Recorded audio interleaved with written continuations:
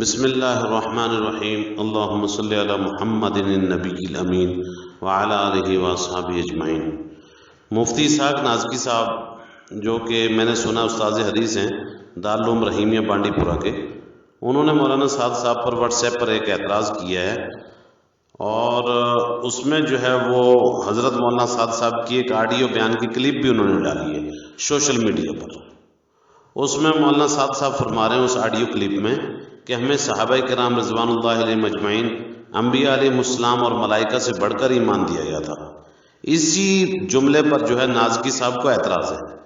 نازکی صاحب جو ہے اس جملے پر اپنا اعتراض کس طرح سے ظاہر کرتے ہیں، وہ کہتے ہیں جی ہاں، ان تمام کمزوریوں، خرابیوں اور غفلتوں کے باوجود ہمارا ایمان حضرات صحابہ کرام، انبیاء علیہ السلام اور ملائکہ رحمان سے بڑھ کر استغفر اللہ الیاذ باللہ۔ آگے انہوں نے لکھا ہے یہ خالص خانہ ساز اجتہاد 100% غلط نظریہ ہے، حالانکہ یہ طے ہے دنیا بھر کے تمام اولیاء، اقطاب اور ابدال کا مجموعی ایمان ایک صحابی کے ایمان کے برابر نہیں ہو سکتا ہے۔ آگے وہ کہتے ہیں کہ اللہ کا شکر ہے اکابر علماء کرام اور شورا اعظام کی بروقت رہنمائی کی برکت سے امت کا بہت بڑا طبقہ دعوت کے عنوان سے گمراہی سے بچ گیا اور صحیح نہج پر رہا۔ شورا زندہ باد، حق شورا ہے۔ آگے اپنا انہوں نے نام لکھا ہے محمد اسحاق نازکی قاسمی غفر اللہ۔ اب انسان جو ہے، یہ تو نازکی صاحب کا اعتراض تھا۔ اب میں یہاں پہ یہ اپنے طرف سے کہہ رہا ہوں کہ انسان جو ہے اعتراض دو وجہ سے کرتا ہے، یا تو یہ ہے کہ علم کی کمی ہے اس وجہ سے، یا پھر حسد، بغض اور ضد ہے۔ تو ظاہر سی بات ہے جب استاد حدیث ہوں گے تو علم کی کمی تو نہیں ہوگی، اور پھر وہ بھی دارالعلوم رحیمیہ بانڈی پورہ کے اندر پڑھاتے ہوں گے تو پھر علم کی کمی تو ظاہر سی بات نہیں ہوگی۔ لیکن ایک بات ضرور جو ہے اس میں نظر آ رہی ہے کہ بغض، حسد اور اناد ضرور ہے۔ حالانکہ حضرت مولانا سعد صاحب جو ہے جس انداز سے بات بیان کر رہے ہیں وہ انہوں نے یہاں پہ پیش ہی نہیں کی۔ مولانا سعد صاحب اپنی اس آڈیو کے اندر بھی جو کہ انہوں نے کاٹ کے ڈالی ہے، اس کے اندر بھی فرما رہے ہیں ہمیں صحابہ کرام، انبیاء علیہ السلام اور ملائکہ سے بڑھ کر ایمان دیا گیا تھا۔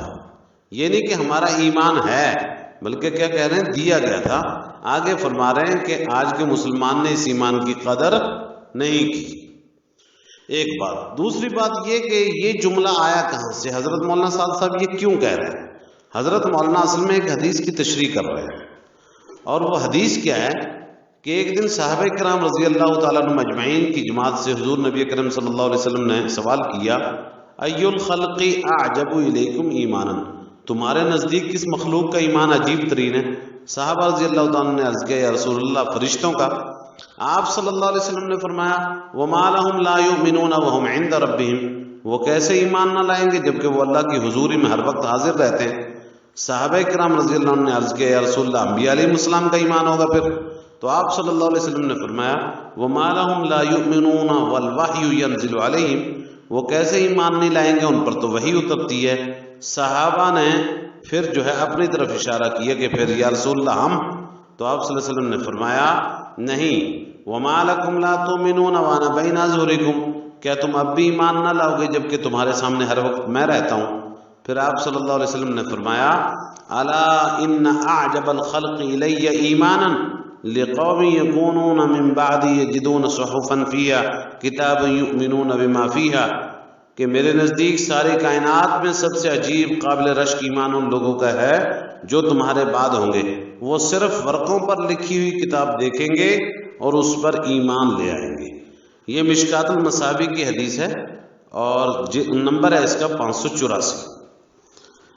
یہ تو ہوئی ایک حدیث، اور دوسری حدیث جو ہے ایک اور ہے، یہ جو ہے مجمع الزوائد کے اندر ہے، اس میں بھی یہی ہے عن عمر اخبرون بعظم الخلق عند اللہ منزلة یوم القیامة قالوا الملائکة قال وما يمنعهم ما قربهم من ربهم بل غيرهم قالوا الانبیاء قال وما يمنعهم والوحی ينزل عليهم بل غيرهم قالوا فاخبرنا یا رسول اللہ قال قوم یاتون بعدکم یؤمنون بی ولم يرون یجدون الورق المعلق فیؤمنون به اولئک اعظم الخلق عند اللہ منزلة او اعظم الخلق ایمانا عند اللہ یوم القیامہ۔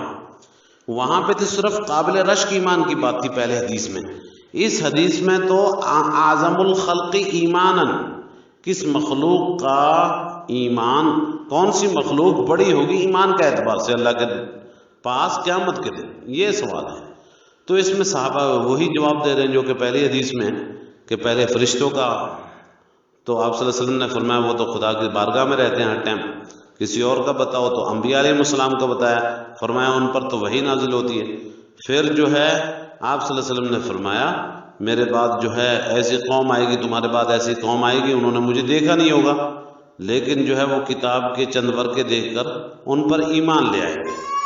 اللہ کے نزدیک ان لوگوں کا ایمان جو ہے سب سے قابل رشک ہے اور معتمد ہے۔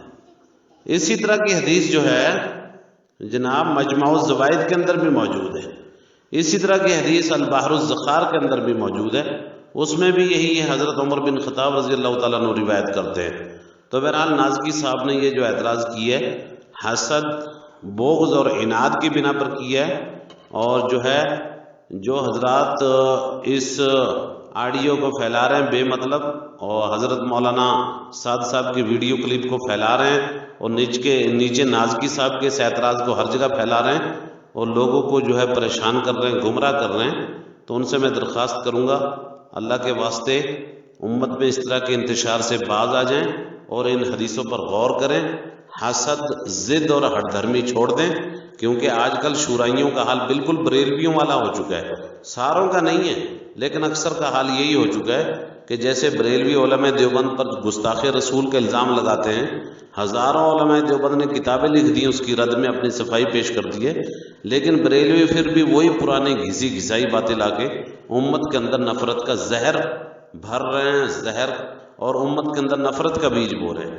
یہی حال شورائیوں کا ہو گیا ہے، امت کو آپس میں لڑوانے کے لیے اور ایک دوسرے سے بدزن کرنے کے لیے ان کا بھی اب یہی حال ہو چکا ہے۔ حضرت مولانا صاحب نے ہزاروں مرتبہ رجوع کر لیا اور جو ہے یہ کسی نہ کسی بات کی طاق میں رہتے ہیں، کب موقع ملے بس اس کو اٹھا کے جو ہے فوراً اعتراض کر ڈالتے ہیں اور اس طرح سے جو ہے امت میں انتشار کا سبب بنے ہوئے ہیں۔